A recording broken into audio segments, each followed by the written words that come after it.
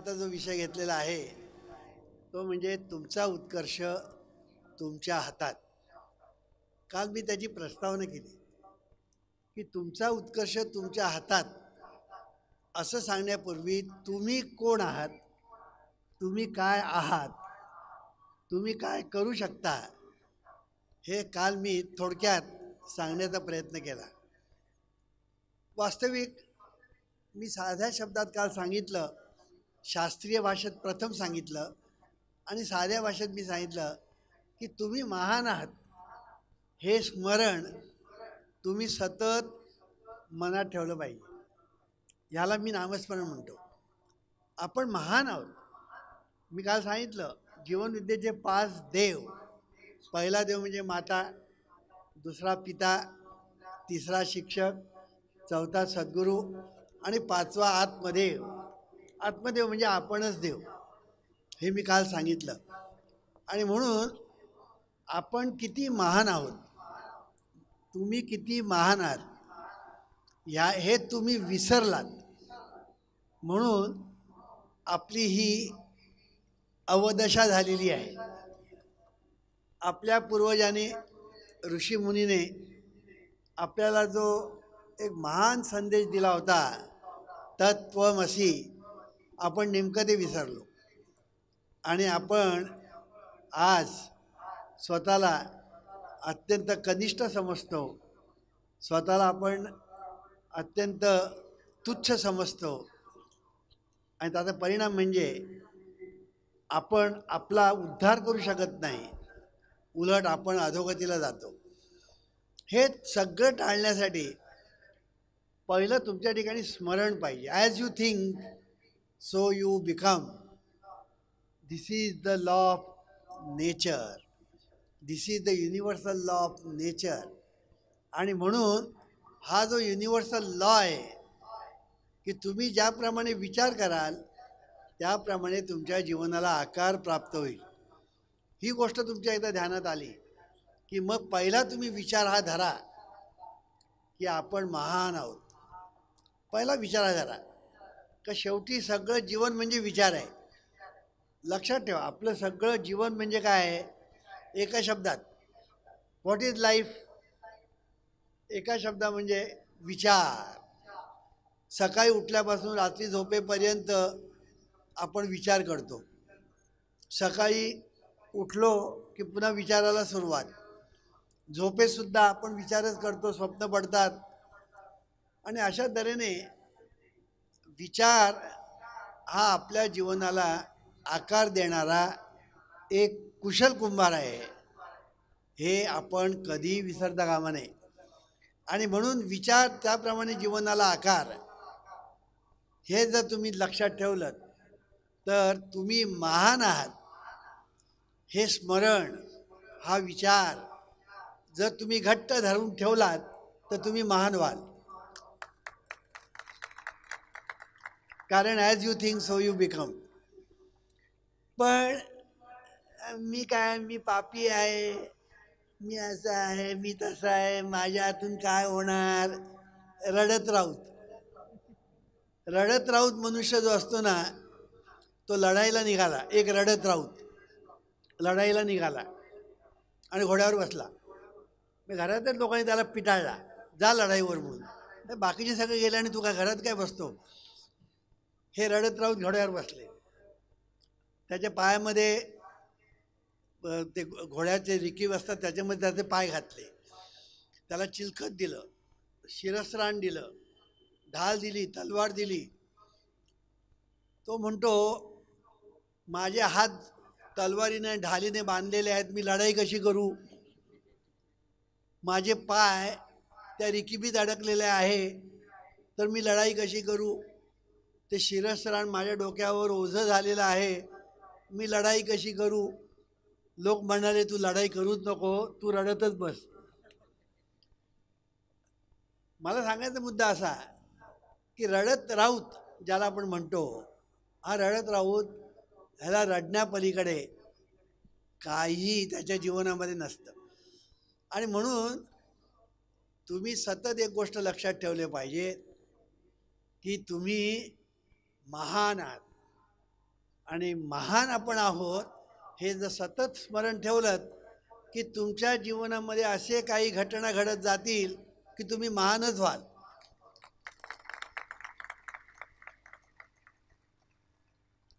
कारण आपण महान आहोत हा विचार बहिर्मनामध्ये आपण जर धरला तर थोडे यथावकाश तो बहिर्मनातून अंतर्मनात जातो आणि अंतर्मनामध्ये गेल्यानंतर तिकडे तो मूळ धरतो, त्या ठिकाणी तो रुजतो आणि मग स्फुरतो आणि जीवनामध्ये साकार होतो.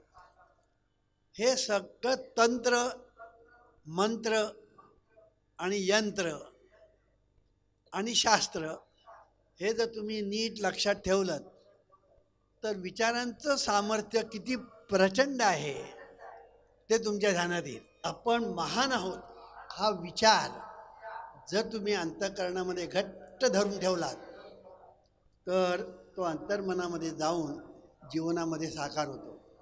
आणि म्हणून डॉक्टर मर्फी म्हणतात, as soon as your subconscious mind accepts any thought or idea, it proceeds to put it into effect. It uses all its mighty resources to that end and mobilizes all the mental and spiritual laws of your deeper mind. इतकं हे शास्त्र अचूक आहे. आणि म्हणून पहिलं तुमचा उत्कर्ष तुमच्या हातात हे पहिलं लक्षात ठेवलं पाहिजे. तुम्ही कोण आहात, काय आहात आणि तुमच्याजवळ काय काय आहे. अहो तुमच्याजवळ काय नाही ते मला सांगा, तुमच्याजवळ काय नाही ते सांगा. म्हणून आपल्याकडे फार सुंदर एक म्हण आहे, पिंडी ते ब्रह्मांडी आणि ब्रह्मांडी ते पिंडी. जे ब्रह्मांड आहे ते सगळं ब्रह्मांडात आहे, ते पिंडात आहे, पिंडात आहे ते ब्रह्मांडात आहे. म्हणजे इतका हा पिंड जो आहे हा महत्त्वाचा आहे. आणि हा पिंड शंकराचा पिंड आहे. हा पिंड शंकराचा आहे, आपण लक्षात ठेवायचं. आणि म्हणून या पिंडामध्ये ब्रह्मांड आहे एवढं आपण लक्षात ठेवलं तर हा पिंड हा किती महत्त्वाचा आहे हे तुमच्या ध्यानात येईल. एके ठिकाणी असं म्हटलेलं आहे, कराग्रे वसते लक्ष्मी, कराग्रे वसते लक्ष्मी, मध्यमे सरस्वती, करमुले वसे गोविंदम, प्रभाते करदर्शनम. किती सुंदर सुंदर आपल्या वाडवडिलांनी आपल्याला शिकवलेलं आहे की आपल्या हातामध्ये 3 गोष्टी आहेत. लक्ष्मी आहे, सरस्वती आहे आणि विष्णू आहे, म्हणजे देवादिदेव आपल्या हातात आहे. लक्षात घ्या, आपल्या हातात आहे म्हणजे ह्या शरीराच्या ठिकाणी आहे हे मला सांगायचं आहे. कारण हात म्हणजे शरीराचाच भाग ना. म्हणजे ह्या 3 गोष्टी आपल्याच ठिकाणी आहेत, शरीराच्या ठिकाणी आहेत. म्हणजे आता अर्थ असा, तू विष्णू आहेस, तू लक्ष्मी आहे, तू सरस्वती आहे, तू देवादिदेव आहेस. किती महान आपण आहोत. पण आपण हे विसरून गेलो, आपण हे सगळं विसरून गेलो. आपल्या वाडवडिलांनी जे आपल्याला सांगितलं शिकवलं ते आपण सगळं विसरून गेलो. आज आम्ही भगताकडे धावतो, आज आम्ही बुवा बाबाकडे धावतो, आज आम्ही इकडे जातो तिकडे जातो, या तीर्थयात्रेला जातो त्या तीर्थयात्रेला जातो.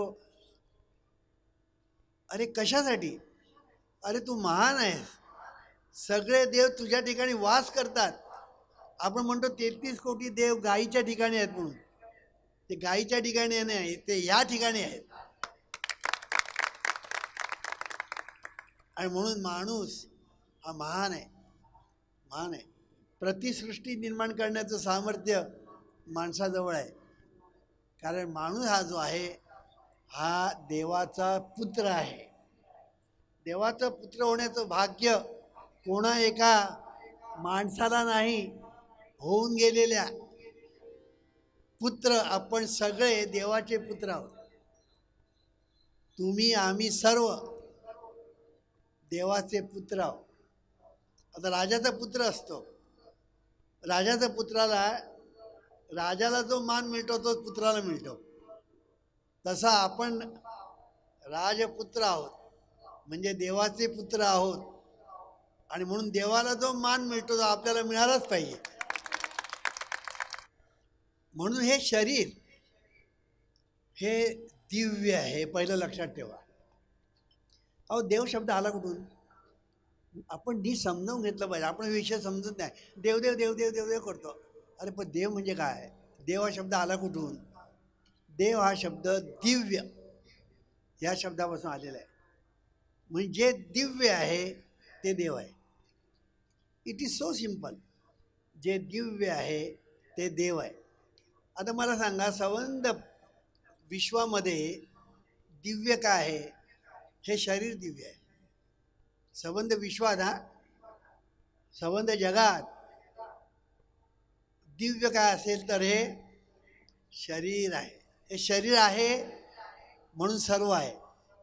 शरीर नाही तर काही नाही. शरीर नाही तर बायको नाही, शरीर नाही तर मुलं नाही, शरीर नाही तर घर नाही, शरीर नाही तर दार नाही, शरीर नाही तर धर्म नाही, शरीर नाही तर जात नाही, शरीर नाही तर काहीच नाही. शरीर आहे म्हणून सर्व आहे. शरीर नाही तर काय नाही, शून्य. मानवी शरीर किती महत्त्वाचं आहे. ते आहे म्हणून सर्व आहे, आणि ते दिव्य आहे, भव्य आहे, आणि निसर्ग देवतेचे ते एक सुंदर काव्य आहे. म्हणून या शरीराकडे पाहण्याचा दृष्टिकोन पहिला बदलला पाहिजे. आणि म्हणून शरीराच्या ठिकाणी काय काय आहे हे जर आपण नीट लक्षात घेतलं तर आपल्या ध्यानात येईल की शरीराच्या कडे विष्णू आहे, लक्ष्मी आहे, सरस्वती आहे, आणि सगळे देवसुद्धा या ठिकाणी वास करतात. एवढीच गोष्ट एकदा आपण लक्षात ठेवली की आपल्याला ध्यानात येईल की आपण विचार काय करतो. आपण विचार अनिष्ट करतो का चांगले विचार करतो? आता एखादा राजपुत्र असेल, तो कसले विचार करील? राजाचा पुत्र कसा विचार करील? तसं देवाचा आपण पुत्र आहोत, आपण विचार दिव्य केले पाहिजेत. देवाचे पुत्र आपण आहोत म्हणून विचार दिव्य केले पाहिजे. आणि हे विचार दिव्य करणं ही पहिली शरीररूपी परमेश्वराची पूजा आहे. म्हणून जीवनविद्येने एक सुंदर सिद्धांत मांडला, सुंदर विचारांची जोपासना हीच देवाची उपासना. किती सुंदर सांगितलं बघा. सुंदर विचारांची जोपासना हीच देवाची उपासना. की देवाची उपासना म्हणजे काय हो? फक्त सुंदर विचारांची जोपासना करा आणि तुमच्या जीवनात काय चमत्कार होतो तो पहा. तुमच्या जीवनामध्ये काय चमत्कार होतो ते पहा. नुसतं एकच करायचं, सुंदर विचार मनामध्ये धारण करायचे. कळलं की नाही? संबंध दिवसात जो विचार येईल तो सुंदर असला पाहिजे. हा आता काय म्हणतात त्याला, हेतू असला पाहिजे. किंवा व्रत, आपण चातुर्मासात नारळाची व्रत करतो ना, पण चातुर्मासापुरतं नाही, हे आयुष्यभर व्रत करायचं. एकच व्रत की मनात येणारा प्रत्येक विचार सकाळी उठल्यापासून रात्री झोपेपर्यंत तो चांगलाच असला पाहिजे, तो सुंदरच असला पाहिजे, तो सुरेख असला पाहिजे. असं जेव्हा आपण सतत सुंदर विचारांची धारणा करायला सुरुवात केली की पहिली गोष्ट तुमच्या ध्यानात येईल की तुमचं हे जे मन आहे ना, ते मन स्थिर व्हायला लागतं. मन स्थिर व्हायला लागतं. मन स्थिर होणं किती महत्त्वाचं आहे. आज सगळ्यांची मनं बघा अस्थिर झालेली आहे. इतकी अस्थिर झालेली आहे की त्यांना झोप पण येत नाही. चीफ मिनिस्टर कोण होणार या विचाराने. आणि किती लोकांची मनं अस्थिर झालेली आहेत. जे त्याच्यावर हक्क सांगतायत त्यांचं तर बघायलाच नको. कळलं की झोप पण लागत नसेल, झोपेच्या गोळ्यात घ्याव्या लागत असतील. आणि चीफ मिनिस्टर कोण होणार हे जे कुतूहल लोकांमध्ये आहे म्हणून लोकांनाही झोप नाही.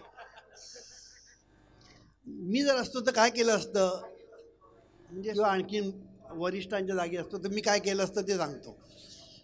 ते जे कोण आहेत ना त्या सगळ्यांना विचारलं असतं चीफ मिनिस्टर होण्याची कोणाची इच्छा आहे, तो म्हणेल माझी, तो म्हणेल माझी, तो म्हणेल माझी. माझी इच्छा नाही असं जो म्हणेल ना त्याला चीफ मिनिस्टर करायचं.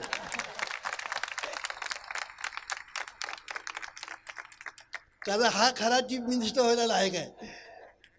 असं विनोदाचा भाग सोडून देऊ आपण. पण सांगायचा मुद्दा असा की ही निवड करायला चिवड कशाला. असो, विचार म्हणजे किती महत्वाचे आहेत की एक विचार आपला बिघडला की सगळं बिघडतं. बघा ना, विचार बिघडले झोप गेली, विचार बिघडले भूक गेली, विचार बिघडले प्रकृती बिघडली, सगळं बिघडत जातं. नुसते विचार बिघडल्यावर बघा तुम्ही, नुसते विचार बिघडले सगळं बिघडतं. डोकं भणभणतं. काही लोक असं म्हणतात विचाराने माझं डोकं भणभणून गेलं. म्हणजे काय झालं, विचाराने डोकं भणभणतं आणि विचाराने डोकं शांत होतं. आता भणभणणारे विचार करायचे का शांत होणारे विचार करायचे तू ठरव, कारण तूच आहेस तुझ्या जीवनाचा शिल्पकार. म्हणून जीवनविद्या सांगते सर्व काही तुझ्या हातात आहे, म्हणून तुमचा उत्कर्ष तुमच्या हातात. हे पहिलं लक्षात ठेवायचं. हे जे हात आहेत, मी मगाशी सांगितलं या हातात काय आहे. विष्णू आहे, लक्ष्मी आहे, सरस्वती आहे, देव आहे हातात. आणि म्हणून हे हात किती दिव्य आहे हे आपण लक्षात घ्यायचं. आणि म्हणून ह्या हाताचा उपयोग दिव्यत्वासाठी झाला पाहिजे, वाईट गोष्टीसाठी होता कामा नये. आणि म्हणून या हाताचा उपयोग तुम्ही जर योग्य केलात तर तुमच्या जीवनामध्ये लक्ष्मी प्रगट होईल, सरस्वती प्रगट होईल, विष्णू प्रगट होईल, देव प्रगट होईल आणि तुम्हाला आशीर्वाद देतील. गंमत अशी आहे, हाताचा उपयोग आपल्याला करता आला पाहिजे. आणि म्हणून हाताचा उपयोग, लक्ष्मी सरस्वती जर आपल्या हातात आहे तर ते दिसतात कुठे असा तुम्ही मला प्रश्न विचाराल. हातात आहे मग दिसतात कुठे. ते दिसण्यासाठी जे हात दिलेत ना प्रयत्न करण्यासाठी ते प्रयत्न केले पाहिजेत. हाताने प्रयत्न आपण करतो ना, म्हणून प्रयत्न आपण जेव्हा करतो तेव्हा लक्ष्मी दिसायला लागते, सरस्वती दिसायला लागते, विष्णू दिसायला लागतो, देव दिसायला लागतो.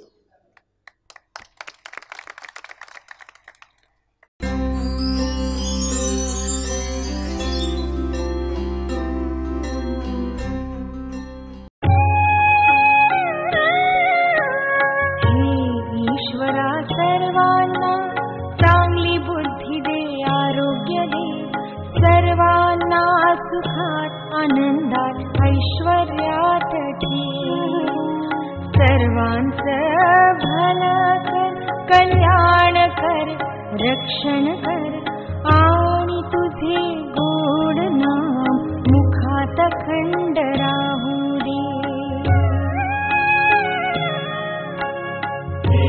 ईश्वरा सर्वांना चांगली बुद्धी दे, आरोग्य दे, सर्वांना सुखात आनंदात ऐश्वर्यात सर्वांचं